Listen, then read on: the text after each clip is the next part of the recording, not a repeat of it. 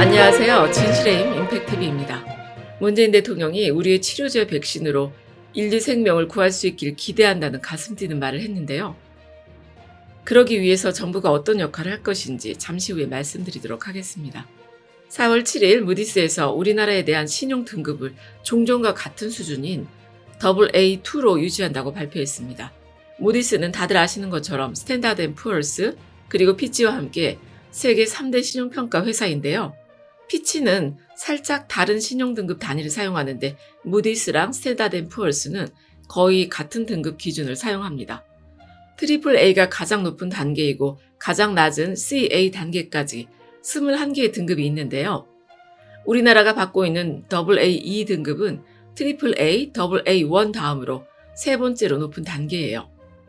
아직 전체 국가들에 대한 신용등급을 다 발표하지 않았기 때문에 확신할 수는 없지만 우리나라가 다른 나라들에 비해서 이번 사태로 인해 받는 영향이 제한적일 거라고 경제 전문가들은 판단하고 있습니다.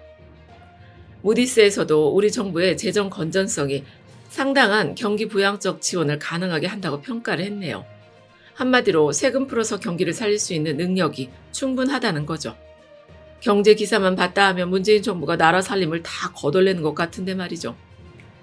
IMF, OECD 같은 세계 경제 기구들은 물론이고 무디스 같은 사기업에서도 우리나라의 재정 건전성이나 국가 채무 상태가 안정적이라고 하니 이게 어떻게 된 일입니까? 우리나라 언론들이 알면서 하는 거짓말을 도대체 언제까지 계속할 수 있을지 한번 지켜보도록 하겠습니다. 8일에 뉴스공장에 박종호 명지대학교 특임 교수가 나와서 무디스에서 신용등급을 유지한 데에 대한 평가를 했는데요. 그 자리에서 나온 말이 평소에 제가 생각했던 것과 똑같아서 한번 소개를 해드리면요. 일단 우리나라는 제조업 중심의 기초체력이 잘 살아있다는 겁니다. 유럽이 굉장히 오랜 기간 동안 고부가 가치 산업으로 산업의 중심축을 옮기면서 제조업을 많이 정리한 것과는 다르게 우리는 아직도 여러 가지 제조업이 우리 산업의 근간을 이루고 있어요. 지금 우리나라를 제외하고 이렇다 할 나라들이 모두 셧다운 상태인데요. 과연 누가 먼저 이걸 정상화시킬 수 있을 것이냐 하고 묻는다면 당연히 우리나라 아니겠습니까?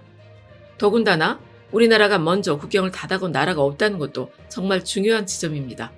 특히 중국과 정상적인 관계를 유지하고 있다는 게 이후에 정말 큰 힘이 될 거라고 생각을 하는데요.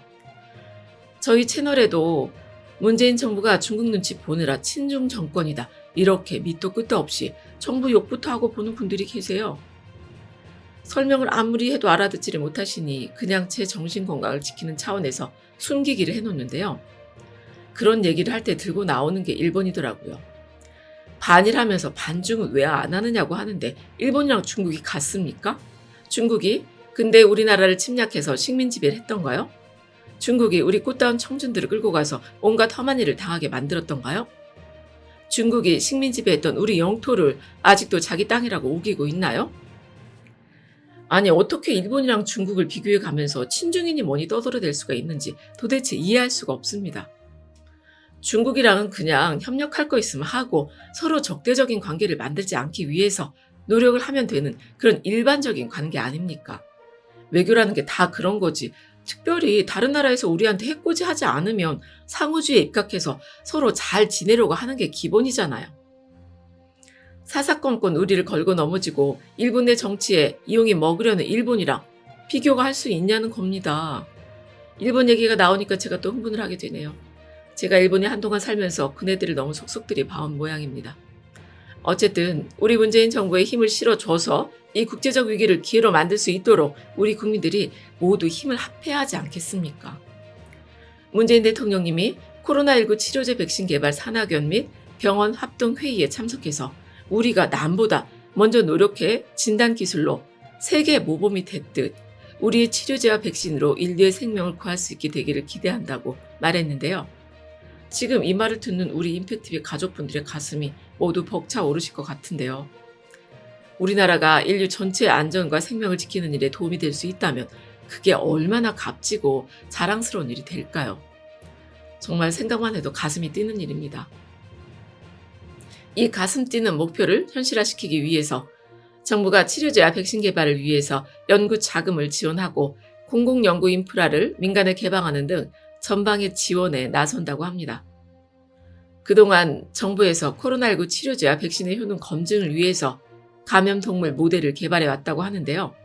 그 결과로 다음 달 초에 원숭이 등 영장류를 대상으로 하는 코로나19 치료제를 한 건, 백신 2건의 효능 검증에 돌입할 수 있다고 합니다. 바이러스 연구에 필수적이지만 민간에서 자체적으로 구축하기 어려운 생물 안전 연구 시설도 민간에 개방할 예정인데요.